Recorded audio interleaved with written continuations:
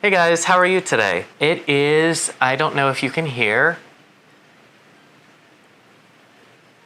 a rainy day, which sort of cut into my plans for what I wanted to do outside. I wanted to harvest potatoes, and now that it's raining, I'm gonna have to wait for them to actually soak that up and drain out. I've read that it's not great to harvest potatoes close to a rain or after it's rained. Oh well. And I will say that it's given me a chance to do a few things inside, one of which is this shelving behind me. I found it I think I found it over the winter while I was organizing some things. I forgot ordering it or where it came from or why we have it, but I think it looks great right here. I was able to put I'm really bad at this, put one of my favorite photos of us together right here, and then, oh my gosh, I'm still doing it. And then another photo here. So again, going back to that whole surround yourself with good moments and good positive things that reframe your mind that I find helpful. I thought today might be a good day to share a couple of other therapy tools that I'm going to be exploring. This is going to be also my first attempt to screen record, so please excuse me if you just end up watching me talk as I'm staring at my laptop, but hopefully I will have that recording I can insert here. Okay, I think I am recording, which is excellent, because otherwise you'll just be watching me talk at a laptop on the main video. All right, so the first thing I wanted to share is something that I knew absolutely nothing about over a year ago, and it's a ganglion block injection. This is used for chronic pain, specifically for neck and back and the base of your skull, but the VA has done a bunch of studies related to, here we are, for PTSD. It has become more and more widely available in practice. The issue seems to be with insurance carriers. So before I just briefly get into that topic, how this works for PTSD is another one of those treatments for mental health that just seems to correlate with a lightening or lessening of experienced symptoms, and it's not well understood because of funding for research. But as medications are put on the market and are deemed safe, there seems to be a positive effect in using a lot of them. So does the ganglion block, and it's basically blocks your amygdala from responding to certain things. So again, still basing on research. However, there are many private practices that will offer this in relation to mental health. If you supply them with ongoing documentation, they're hesitant to just offer this if directly asked. And I know that based on my experience with trying to find a provider, I was first introduced to a practice that had been offered to non-veterans based in Florida. Then the issue with our public health emergency struck. That had to be changed. Then I started searching around and calling in the New England area. It's a lot of hush hush type of responses to this. And what I actually found to be the most perplexing thing is they wouldn't really talk, most pain centers wouldn't even talk about the ganglion block in relation to mental health at all over the phone, not as a yes or no, we offer this to non-veteran, or you can talk to a nurse or a PA or a doctor. Before we even remotely talk about it, we have to establish an appointment, and which is problematic in the idea if you are trying to get a yes or no. So when you're trying to get a yes or no of do you offer this treatment in relation to mental health, it can be a little frustrating because to make and wait for an appointment for several weeks, if not months away, just to go in person and get a millisecond response for a billable half an hour appointment is absolutely crazy. That is the structure that we live in. I eventually was able to have my healthcare provider do some of the pressing for me, especially by making an appointment and using a conference call during one of my PCP appointments to show her the hurdles that there are to find somebody practicing this. What seemed to be a common denominator with a lot of practices outside of insurance and whether it would cover it is they needed just copious history of trying something other than the ganglion block. That was essentially the first step in evaluation. Even if you were to make an appointment, if you are planning ahead, just bring the paperwork of medications or alternative therapies or recommendations from your mental health care providers to support the need to explore something other than what has already been documented and tried as not a long-term benefit to you. In relation to PTSD, I will say it was a little nerve-wracking going in for my first actual appointment. There were a lot of emotions around it. I will say it was a little nerve-wracking going into my appointment. There's emotions around it because many people know when chasing down treatments for mental health, especially when there's a history of a lot of things failing and not working, there's this anticipation of what happens when the next thing doesn't work, what happens when the next thing fails. There is no silver bullet in the ganglion block either. It's not one treatment and you're done. There's no common experience with patient to patient. It's very unique and individual to you. I will say from just my short little history, there was the hurdle of Caleb taking a new job and making sure that his insurance benefits kicked in, because another backwards thing about our structure is we link healthcare to employment. And then there's a waiting period because we have to value our employees based on the duration that we keep them and not immediately upfront giving them humanity as being people, which is crazy. But I will say that after getting the documentation in and the insurance approved for it and having a conversation about it, there was the first treatment and then it seemed to almost alleviate there was a significant change in my awareness and even just with some experienced day-to-day symptoms. And it seemed to delineate the anxiety from what feels like those trauma responses to integration in the community. And that in itself felt great until a few months later when there seemed to be a noticeable regression, which is then the second appointment, but there actually is a link to showing, but using the ganglion block in relation to mental health, there seems to be at least a trend of the more you go in for follow-up treatments, the longer the duration between them. So I feel like I've noticed that to be true so far. And I sort of talking about it makes me a little nervous because I feel like what if I jinx myself? And that in itself is a little bit of the anxiety behind a history of struggling with growth through mental health issues and not having the right resources because everything's so narrow focused on one type of wheelhouse approved institution when there are a variety of untapped, unexplored resources. And again, a lot of that comes down to just simply funding the research behind it. And that's what I actually want to sort of verge into next of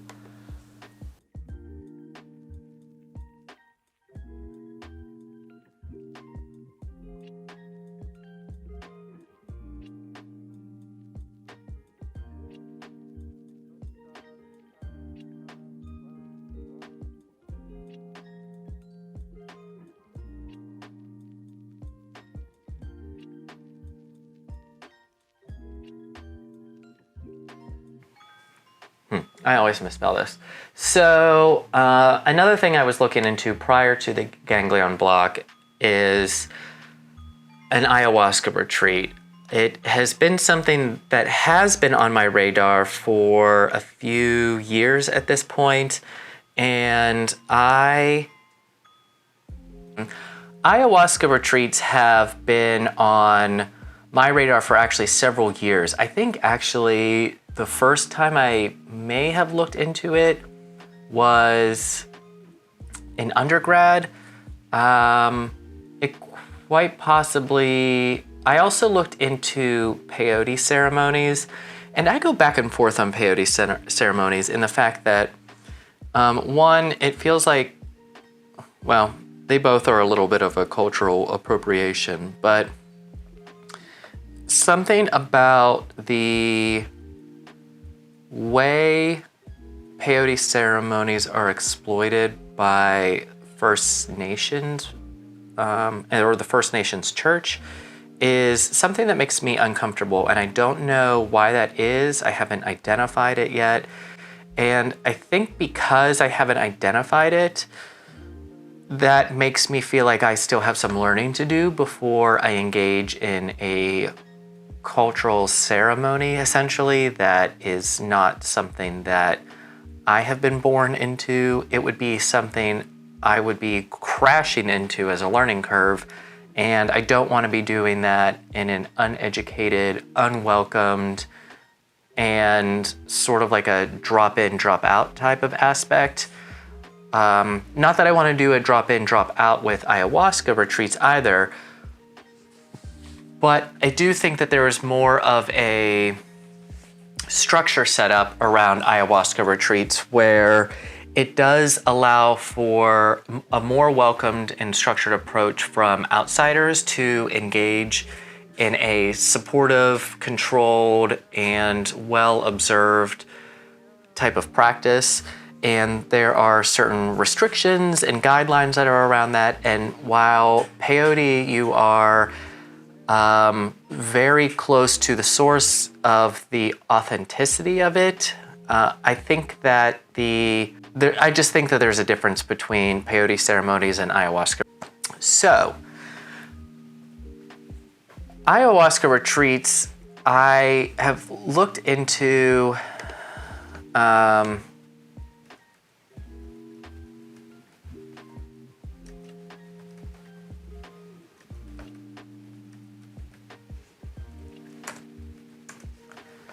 in Costa Rica, actually, and one place I had read really great reviews on, and something that, again, prior to the global health crisis was, oh, here it is. I was looking into Rythmia, and I was looking into this for a twofold. So I am really upfront and honest in my personal growth and sharing that forward and the different things that I'm doing that helps me to get centered. A lot of that is around plants, and to spin off of the benefits of what plant brings is there are channels that are dedicated to people who make their own essential oils and soaps or herbal baked goods or teas. And there are people that also use their botanical things for food production or witchcraft practices. And I think that there is also something about the aspect of peyote and ayahuasca that for me speaks to me is these are plant-sourced medicines or plant-sourced substances that are not manufactured somewhere in an unknown setting where you don't know where it comes from. Largely, a lot of these plant-based ceremonies come from the community immediately around them, and you are close to the source, and that's something that speaks to me.